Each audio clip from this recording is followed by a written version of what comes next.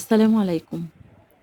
جولتنا النهاردة في قلعة قايتباي في الإسكندرية، اللي طبعًا دي أشهر معلم في إسكندرية، ما حدش في مصر كلها أو خارج مصر ما يعرفش قلعة قايتباي، لكن مش كلنا نعرف إيه هو تاريخ القلعة، مين بناها، إيه الظروف كانت بناها، إيه اللي حصل في القلعة، القلعة أصلًا كان سبب بنائها إيه، كل التفاصيل دي هنقولها النهاردة في الفيديو، وهنتعرف على المكان من برّه ومن جوّه، وهنشوف تفاصيل القلعة كلها، وهنشوف كل حاجة جوّه القلعة عاملة إزاي. إحنا اتعودنا طبعًا بنشوف القلعة كده من برّه في الصور، لكن مش كتير مننا دخل القلعة وشاف مكوناتها وبنائها وتفاصيلها.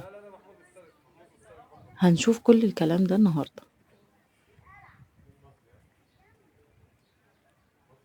ده على الباب الرئيسي للقلعة المدخل عند شباك التذاكر. كده دخلنا، أول ما بيقابلنا منظر القلعة الجميل ده والمدافع اللي على الصفين، دي مدافع حقيقية كانت بتستخدم للدفاع عن القلعة أو الدفاع عن مصر عمومًا من خلال القلعة، لإن القلعة أصلًا كانت مبنية كحصن وكدفاع عن أي هجوم بييجي من الشمال.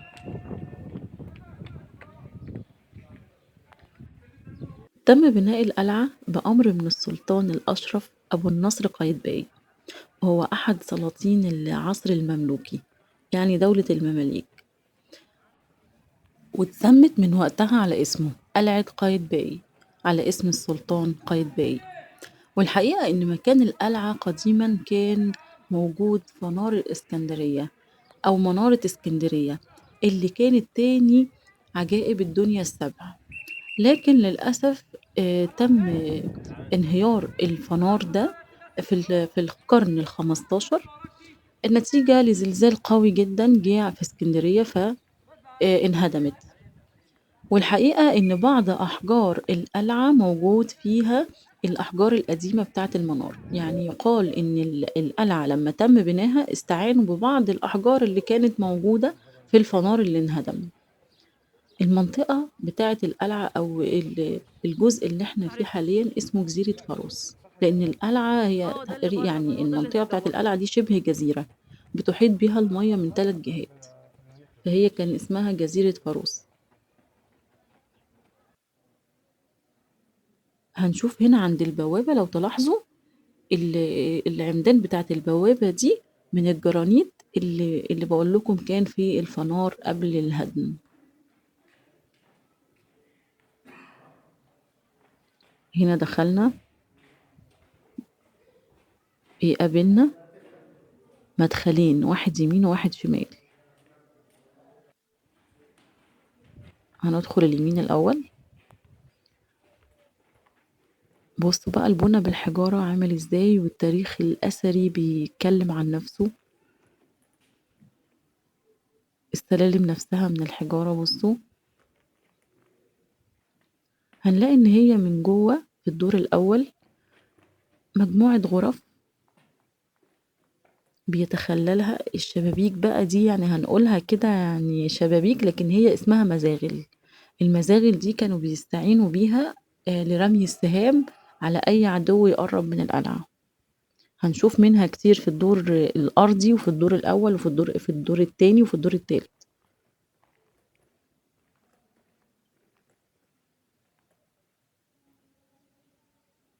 ده سلم طالع على الدور التاني،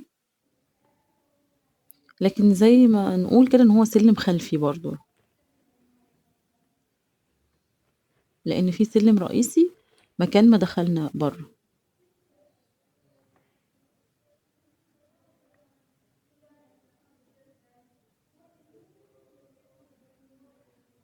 بصوا والشبابيك بتاعتها الجميلة دي، تصوروا الشبابيك الخشب دي قاعدة من وقت ما اتبنت القلعة، بقى لها 500 سنة أو أكتر كمان، مع الصيانة طبعًا والتجديد، لكن محافظين على الأثر بتاعها، يعني مش بيغيّروا فيها كتير. كده هننزل علشان هنروح بقى الجنب الشمال.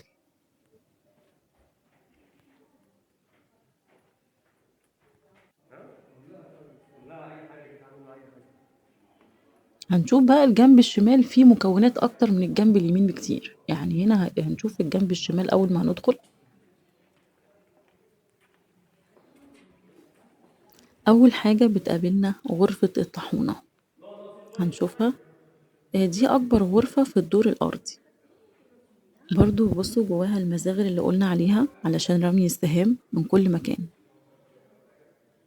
وغرفة الطاحونة دي كانوا تستخدم لطحن الحبوب للجنود الموجودين في القلعة، وكان بيستخدم في طحن الحبوب دي حيوان، نوع من الحيوانات.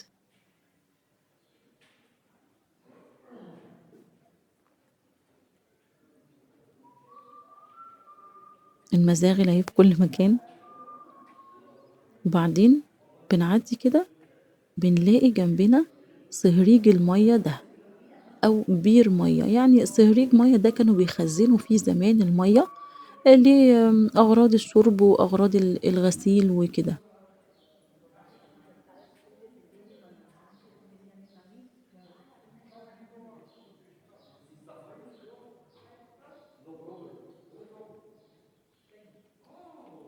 بعدين اللوحة دي بتعرفنا التلات تصميمات بتوع التلات أدوار بتوع القلعة، بتورينا الدور الأرضي التصميم بتاعه عامل ازاي وبيتكون في من ايه والمكونات بتاعته ايه، والدور التاني والدور التالت. يعني اللوحة دي بتعرفنا عن مكونات القلعة.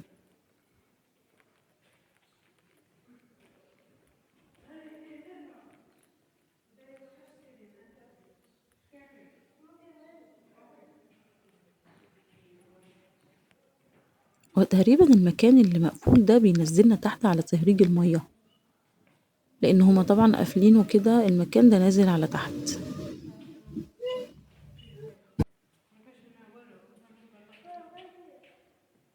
وبعدين هندخل شوية كمان، هيقابلنا بقى الجزء الرئيسي في القلعة اللي بيتكلتف حواليه الأدوار كلها، وهو المسجد.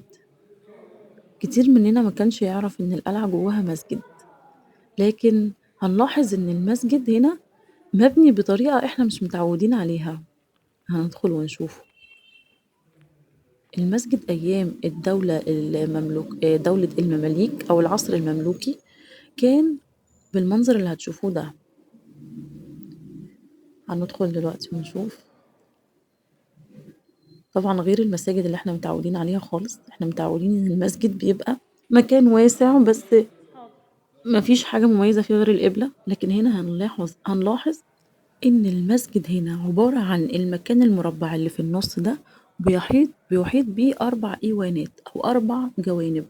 كل جانب من الجوانب دي بيعبر عن مذهب من المذاهب الإسلامية ال4، مذهب الإمام الشافعي والإمام أحمد بن حنبل والمذهب المالكي وهكذا، بعكس المساجد المعاصرة. هنا بقى بنطلع على الدور التاني، هنشوف واحدة واحدة الدور التاني بيتكون من إيه. بيقول لنا هنا هو بيتكون من 4 ممرات بيحيطوا بصحن المسجد اللي شفناه تحت، بيتخللها 4 قاعات كبيرة استخدمت لاجتماعات القادة مع الجنود. هندخل اهو، نعدي السلم. على فكرة السلم ده متعب جدا، درجة السلم بتبقى عالية جدا لأن هو معمول من الحجر القديم، فالدرجة بتبقى عالية قوي، بتبقى متعبة قوي وانت طالع وانت نازل برضه. هنا بقى الدور التاني، أول ما بندخل بيقابلنا الماكت بتاع القلعة، هنشوفه. بصوا هنا جايبه لكم حتى الجدران والأسقف بتاعة القلعة عاملة ازاي، بصراحة هي تحفة معمارية.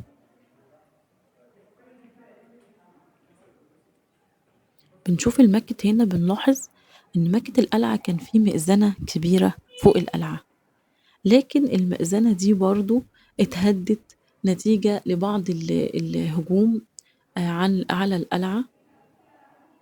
وتم بناء قبة بدلا من هذه المئذنة.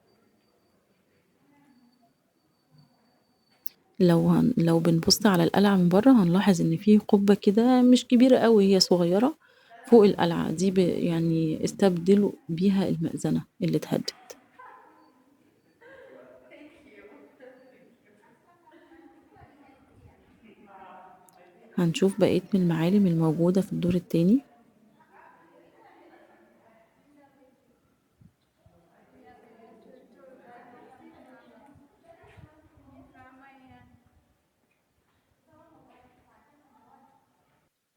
سايباكم تتفرجوا على الجمال وعلى التحفة المعمارية. بعدين بتقابلنا سقاطة الزيت. سقاطة الزيت دي كانوا بيستخدموها زمان بالمنظر ده، هي يعني تقريبا جزئين، جزء ده اللي احنا شايفينه علشان لو حد دخل القلعة يعني من الأعداء أو أي هجوم من القلعة بيسقطوا عليه زيت مغلي.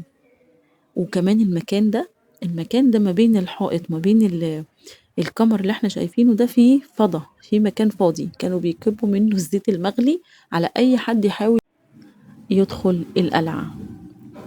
وبهنا يكون خلص الجزء الأول من الفيديو. أرجو المتابعة والاستمتاع بالجزء التاني علشان نشوف بقية معالم القلعة. استنوني بجزء تاني هتستمتعوا فيه بكل تفصيلة في قلعة قايتباي.